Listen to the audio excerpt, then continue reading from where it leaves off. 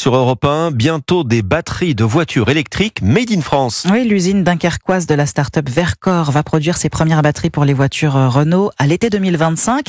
Hier, elle a débuté sa campagne de recrutement. 1200 postes à pourvoir. Et alors que l'Europe interdira la vente de voitures thermiques en 2035, la question qui se pose, les véhicules électriques sont-ils vraiment durables ? L'association Hop, halte à l'obsolescence programmée, tire la sonnette d'alarme. Les failles des voitures électriques ne manquent pas, Baptiste Morin.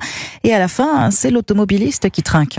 Des batteries indémontables et donc irréparables, des pièces de plus grande taille, plus chères à remplacer et des logiciels de bord qui pourraient refuser des réparations.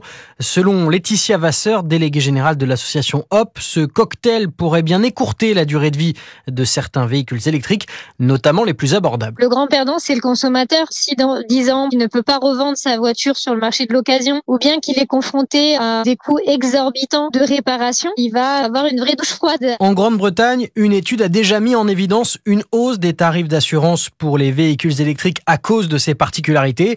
Logique selon Yann Arnaud, le directeur de l'offre à la Massif. Nous, assureurs, on sait qu'un véhicule va être moins réparable, que les pièces vont être beaucoup plus chères, qu'il y a tout un tas de choses qui vont rendre la réparation et la charge sinistre beaucoup plus importantes. Dans le tarif que vous payez en tant que consommateur, vous payez finalement ces défauts de conception en fait, des véhicules par les constructeurs. L'assureur soutient les recommandations formulées par l'association Hop et notamment la création d'un indice de réparabilité. Baptiste Morin, chef du service économie d'Europe.